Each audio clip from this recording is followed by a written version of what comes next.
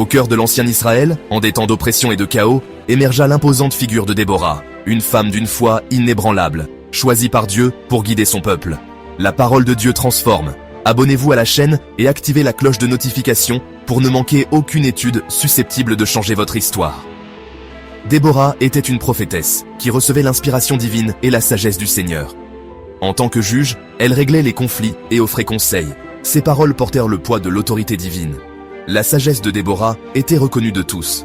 Des gens de contrées lointaines la recherchaient, impatients d'entendre ses déclarations et de recevoir ses conseils. Déborah écoutait avec attention et compassion les préoccupations de chacun. Avec une foi inébranlable, elle les guidait vers le seul vrai Dieu, leur rappelant son amour et sa fidélité indéfectible. La connexion de Déborah avec Dieu était indéniable. Elle recherchait sa guidance en toute seule autre chose, passant des heures en prière et en méditation. Le Seigneur lui parlait clairement, lui révélant ses plans et ses desseins. Déborah, à son tour, transmettait fidèlement les messages de Dieu aux Israélites, insufflant espoir et courage dans leur cœur. Son leadership était marqué par la force, mais aussi par la compassion. Déborah était un phare d'espoir en des temps de désespoir, un témoignage vivant de la puissance d'une vie consacrée à Dieu. Apprenez, inspirez-vous et approfondissez votre connaissance de la Bible. Abonnez-vous maintenant et activez la cloche pour ne manquer aucun enseignement puissant.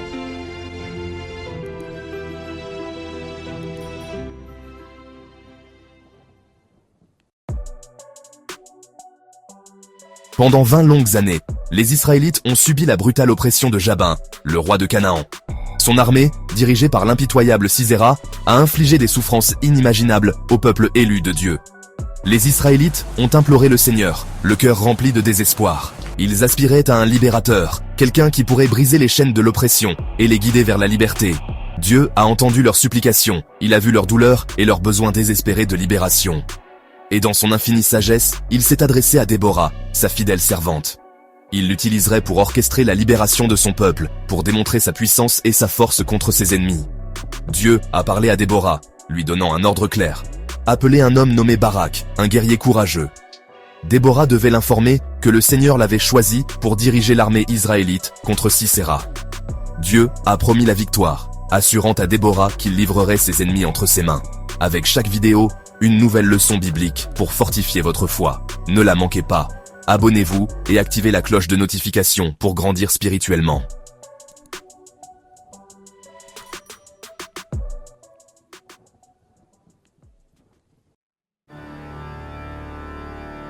Déborah fit immédiatement appeler Barak. Lorsqu'il se présenta devant elle, elle lui transmit le message de Dieu, détaillant le plan pour leur libération.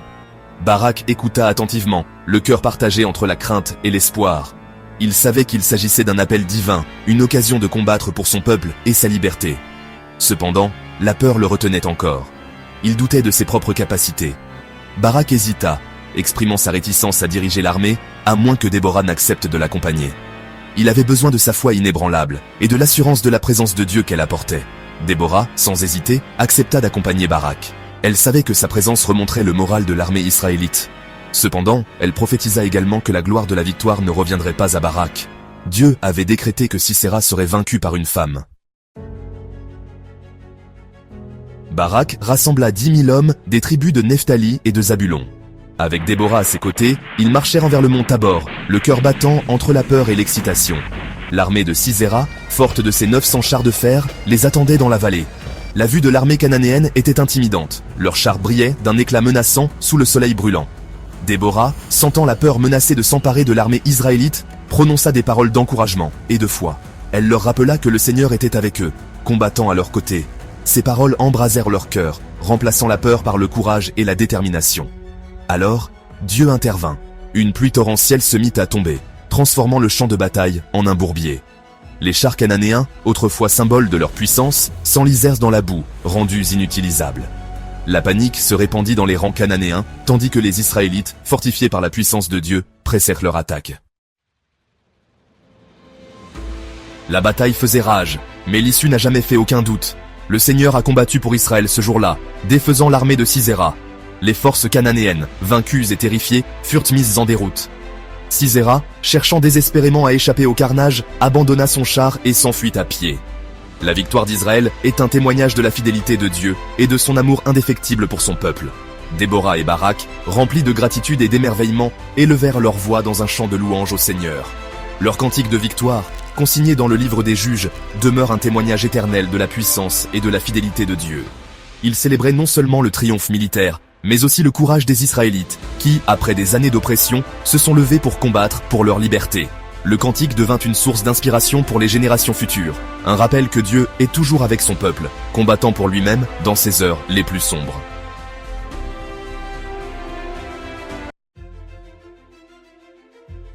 L'histoire de Déborah est un puissant exemple de la façon dont la foi et le courage peuvent tout changer. C'était une femme qui a osé faire confiance à Dieu, même lorsque les choses semblaient impossibles. Elle n'a pas laissé le fait d'être une femme ou les règles de son époque l'empêcher de faire la différence.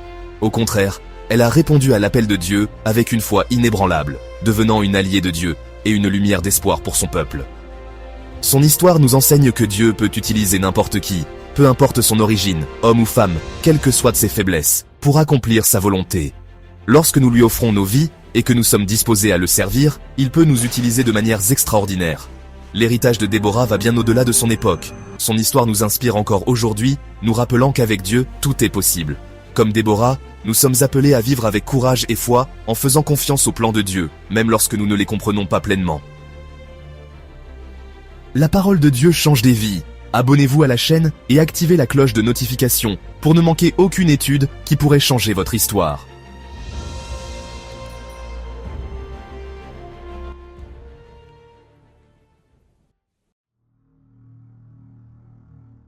La vie de Déborah nous invite à sortir de notre zone de confort et à répondre à l'appel de Dieu dans nos vies. Il se peut que nous nous sentions inadéquats, mal préparés ou effrayés. Il se peut que nous doutions de nos capacités, nous demandant si nous sommes réellement à la hauteur des tâches qui nous attendent. Souvenez-vous, Dieu n'appelle pas les personnes équipées, il équipe ceux qui l'appellent. Il voit notre potentiel, la force qui réside en nous. Il sait de quoi nous sommes capables lorsque nous lui remettons nos peurs et nos insécurités. Lorsque nous disons oui à Dieu, en faisant un pas de foi, même lorsque nous avons peur, nous nous ouvrons à une vie pleine de sens et d'aventure. Nous devenons des instruments de son amour, de sa grâce et de sa puissance. Nous devenons des acteurs du changement, faisant la différence dans le monde qui nous entoure. L'histoire de Déborah nous rappelle que la véritable force ne réside pas dans nos propres capacités, mais dans la confiance en Dieu. Lorsque nous reconnaissons nos faiblesses et les lui remettons, sa puissance s'accomplit en nous. C'est dans nos moments de vulnérabilité que nous découvrons combien sa grâce est immense et son amour, illimité. Comme les Israélites face à la puissante armée cananéenne, nous pouvons nous sentir accablés par les défis de la vie. Mais nous devons nous souvenir que la bataille appartient au Seigneur. Lorsque nous plaçons notre confiance en lui, lorsque nous ne nous appuyons pas sur notre propre entendement, mais sur son infinie sagesse et sa puissance, nous découvrons qu'il est plus que capable de mener nos combats pour nous. Il ouvrira un chemin là où il semble n'y en avoir aucun, apportant la victoire même au milieu d'obstacles apparemment insurmontables. En réfléchissant à l'histoire de Déborah, soyons remplis d'espoir. Quels que soient les défis auxquels nous sommes confrontés, aussi insurmontables que les obstacles puissent paraître, nous pouvons être sûrs que Dieu est avec nous. Il combat pour nous, orchestrant les événements pour notre bien et sa gloire. Notre chant de victoire peut ne pas être celui que nous attendons. Il ne viendra peut-être pas à notre heure, ni de la manière dont nous l'imaginons. Mais nous pouvons être certains que Dieu est fidèle. Il achèvera l'œuvre qu'il a commencée en nous. Accueillons un avenir plein d'espoir, sachant que le même Dieu qui a libéré les Israélites de l'oppression est le même Dieu qui marche avec nous aujourd'hui. Il est notre étendard de victoire, notre bouclier et notre défenseur.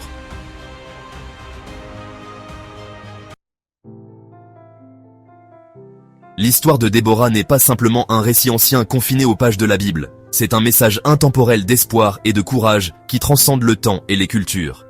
C'est une histoire qui mérite d'être partagée. Une histoire source d'inspiration pour les générations futures. Partagez l'histoire de Déborah avec vos amis, votre famille, vos enfants. Que son courage embrase leur cœur. Que sa foi inébranlable les inspire à être courageux, à répondre à l'appel de Dieu dans leur propre vie. Que l'héritage de Déborah perdure, non seulement en parole, mais en action. Tandis que nous nous efforçons de mener des vies qui reflètent son courage, sa foi et son indéfectible dévouement au Dieu qui nous appelle par notre nom.